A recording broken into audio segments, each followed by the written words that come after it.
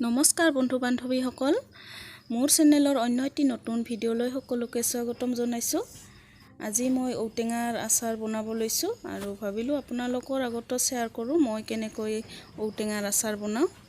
এইখিনি ঔটেঙাখিনি এনেকৈ সৰু সৰুকৈ কাটি এনে ধুই মই ৰ'দত শুকুৱাই লৈছো।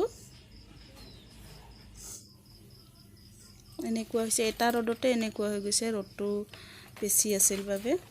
এতিয়া এইখিনি মই বনাম, চাই থাকিব ভিডিঅ'টো। এইখিনি এনেকৈ মই ৰেডি কৰি লৈছো গোটেইখিনি বস্তু একেলগে। নিমখ, হালধি গুড়ি, এইখিনি সৰিয়হ গুড়ি আৰু এইখিনি হৈছে জিৰা, মই নিজে মিক্সিত গুড়ি কৰি লৈছো। আৰু এইখিনি হৈছে ধনিয়া গুড়ি, এইখিনি ৰেড চিলি পাউডাৰ লৈছো। এতিয়া এইখিনি বনাম। এই কেৰাহীটোত এনেকৈ তেলখিনি গৰম হ'বলৈ দিছিলো। তেলখিনি এতিয়া গৰম হৈছে। এতিয়া ইয়াত অকমান পাঁচফোৰণ দি লৈছো।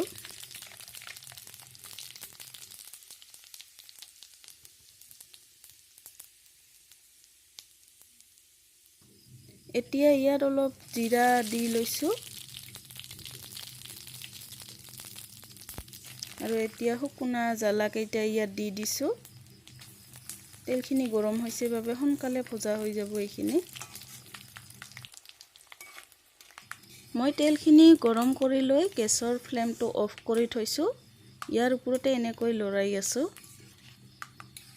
তেলখিনি বহুত গৰম হৈছিল, কলা পৰি গৈছে জলকীয়া বিলাক, সেই কাৰণে এতিয়া ইয়াত এইখিনি মছলাখিনি গোটেই ইয়াত দি মিহলাই লম।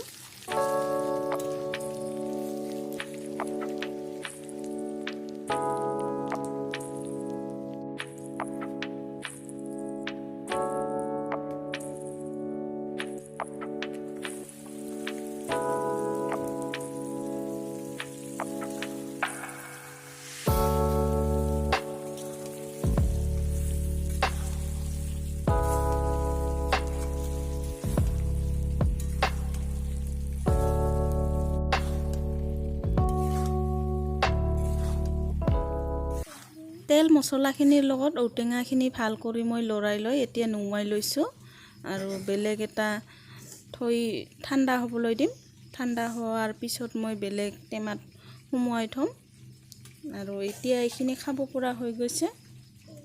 দুদিনমান পিছত আৰু বেছি ভাল হ'ব, এইখিনি একদম নৰম হৈ যাব।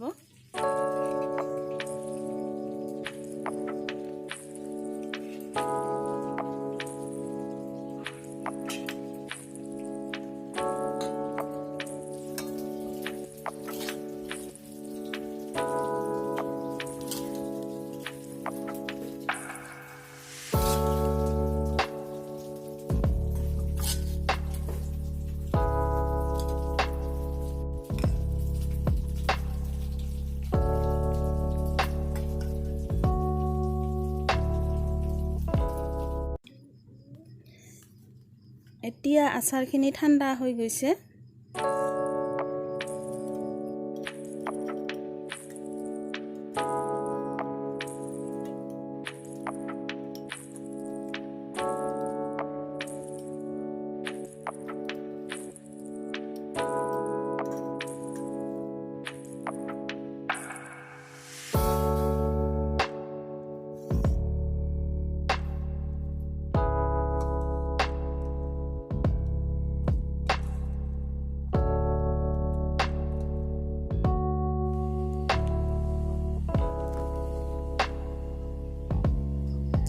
আজিৰ ভিডিঅ'টো ইমানেই আছিলে আৰু যদি মোৰ ভিডিঅ'টো চাই ভাল পালে তেতিয়াহ'লে লাইক কমেন্ট শ্বেয়াৰ কৰি দিব আৰু যিসকলে মোৰ চেনেলত নতুনকৈ আহিছে তেওঁলোকে প্লিজ মোৰ চেনেলটো সাবস্ক্ৰাইব কৰি দিবলৈ নাপাহৰিব।